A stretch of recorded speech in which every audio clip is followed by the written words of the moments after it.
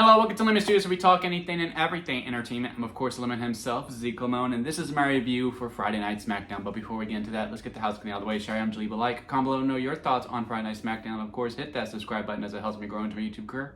I would greatly appreciate it. Now, all that out of the way, let's get into the review, shall we? So, we'll see how much of this is a review. It'll depend on what we talk about more, because we will talk about the unfortunate releases that did happen. And look, this is nothing new, right? I saw there was a lot of outrage last night when the releases happened, and rightfully so. Be upset with the people that you come to really adore, that you come to really like, that you were really looking forward to what they were going to do once they were given the opportunities to do so.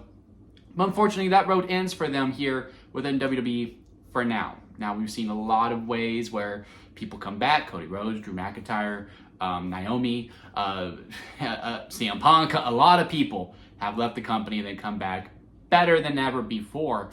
So yes, be upset, be hurt.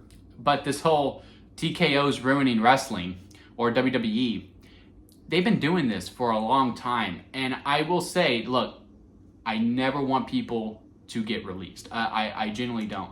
But it's not like in 2018 or 2020 where the releases really did make no sense whatsoever. There were some questionable ones on this set for sure, but we were getting like Keith Lee released even though he was on weekly television. We had Aleister Black get released after he just made his re-debut. We had Bray Wyatt get released. The releases now, even though, again, unfortunate, don't want them. I think there was a lot left on the cutting room floor once they were released. I think they make a little bit more sense. There's no right word to say what has happened. And when I mean makes more sense, it's just, I love Dakota Kai. I think she could have been a really good asset in the mid-card division with that U.S. title and that Intercontinental title that I assume that we're trying to build up. But at the end of the day, was she getting used? No. So if she wasn't going to get used, especially when we're going to sign new people, I heard WWE's going to get Mariah May, and we're going to call up all these people like Roxanne Perez and Julia. Is Dakota Kai going to get that TV time? Probably not, because they're going to make the TV time for those new people that are coming in. So for Dakota, I would think, go to TNA, go to AEW, go to Japan, go to these other promotions that are going to give you the time that you want. And from what I hear, she is the hottest free agent out of all of them. Braun Strowman, I think he's going to be a good asset for other companies as well. Now, he was actually being used, because I do think WWE does need more fall guys to heat up new superstars for when they do need wins, just to make sure they remain the course. And Braun Strowman was a good guy for that. Bronson Reed, Jacob Fatu, just to name a few that he did bring up and really elevated quite a bit. But hopefully other companies see that. They see, hey, he's a good hand to have. Let's bring him in.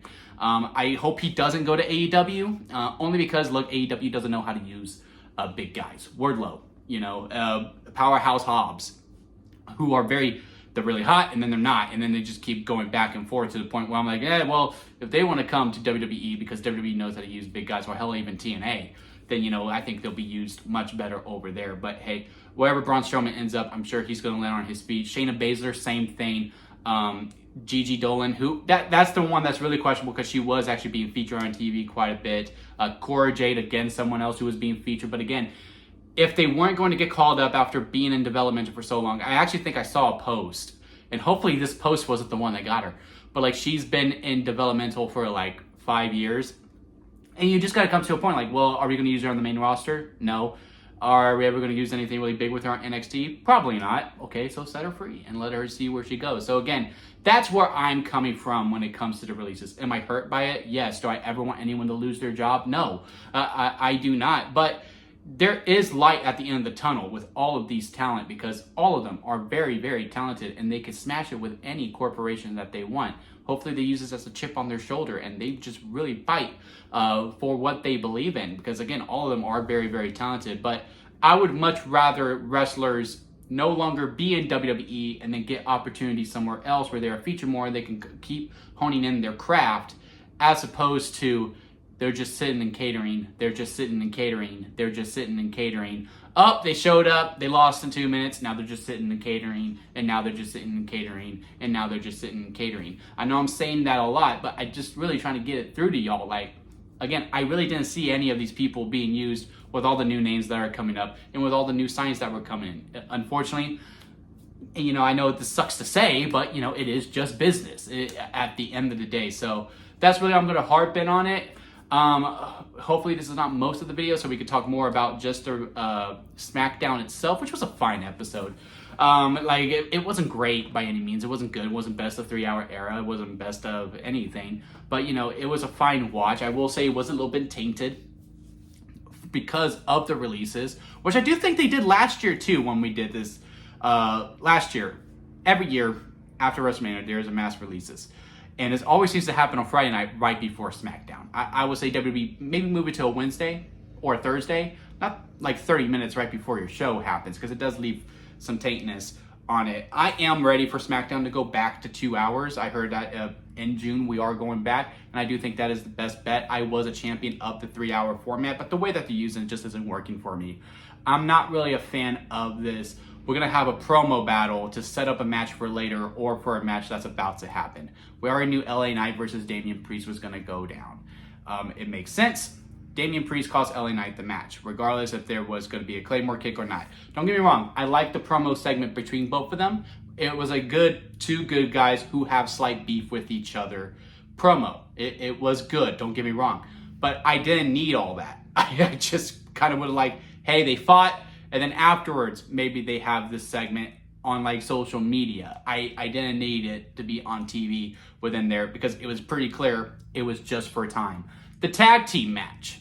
It was pretty clear that's what we're going to do. Tiffany and Jade had a match. Nia and Naomi got involved. Yeah, let's just do a tag team title match. Okay, let's have Nia come out to say why she wants to go out the women's title. Okay, fine. And then Tiffany comes out. Yeah, that was fine. The all in gear, by the way, which was really funny to me. I really do think they should have had street clothes on instead of just having their gear on. And then here comes Naomi, then here comes Jade. And then sure enough, hey, we're going to have a tag team match, playa. I really liked how Nick Aldis used the play line in that. And we're going to do it later, not now, even though you're already all in gear and you're already fighting and the crowd's already kind of excited to see it. We're going to make y'all wait until later. That was a little funny to me. But yeah, I just don't need it. You did something last week. Yeah, we're probably going to do this the following week. Oh, cool, we're doing it. Like, that's all we truly needed. And on a 2-hour show, we wouldn't have done these promo segments. We would have just gotten to the match, and it would have made the show flow a lot better. I do like, BFAB posted something online, how like, hey, she's going to work really hard to make sure she's on Mania next year. Does look like we are having plans for her. Her and Michin going to go after the tag team titles. I do like how, like, hey, we know she's on vacation. Hopefully we do take a more focus to that, where we are actually building up the tag teams, whether they're makeshift or not. And then that will bring, you know, some more legitimacy to those tag team titles when Liv and Raquel come back. I heard she's only gone for a month, so no need for the strip, but you do need to have focus on the titles. Just because the titles aren't present doesn't mean they aren't, you know, around. There can't be a focus on them. You just need to have other teams going, hey, we would like a shot at that. Hey, when Liv and Raquel come back, we would like to have a shot at this. Have a little tournament or whatever. That's all you got to do. You just really got to have a tournament going into it. U.S. Fatal 4-Way match got official. Was really, really excited about that. Kind of a dark horse for match of the year contender for sure with all 4 of those names. Really like the segment of you're ruining Jacob's title chances, and then Nick Aldis, no solo. You are. Really like that line as well, giving a little good depth to that. Sure, but that's probably the SummerSlam match, is Jacob Fatu versus Solo Sikoa for the U.S. title. And yeah, that'd be a good big money match for the first 2 nights SummerSlam. Randy Orton's promo was really good as well to set up the one last time. We'll have both him and Cena in-house next week right before their big fight.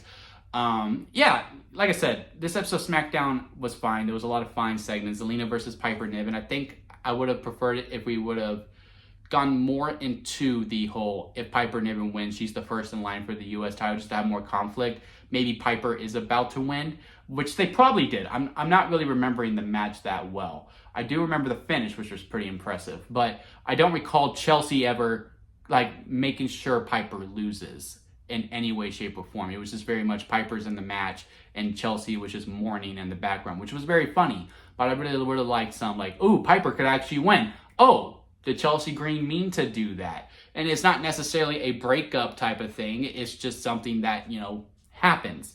So I would have liked if we would have played with that a little bit more.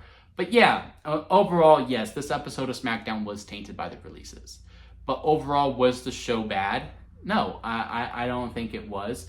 The WWE Tag Team Champions were not featured, but Fraxium was. They had a good match with Pretty Deadly, and they were talking about them on commentary, the Street Profits. So yeah, at least they're still being somewhat present, but hopefully we just keep this momentum going because you know how the tag division is within WWE. It's not great, and we do need to give more focus to it. So yeah, again, tainted by the releases for sure, but definitely not a bad episode. It was an okay episode. It did start to drag a little bit once we got towards the end, and which is why I'm just like, yeah, let's just get it back to 2 hours, and you know, it is what it is. But yeah, let me know what y'all think about it down in the comment section. If you made it this far within a review, please leave a like. I do greatly appreciate it. And of course, hit that subscribe button as it helps me grow into my YouTube career. I would greatly appreciate it. And until next time, guys, I'll see you here at Lemon Studios.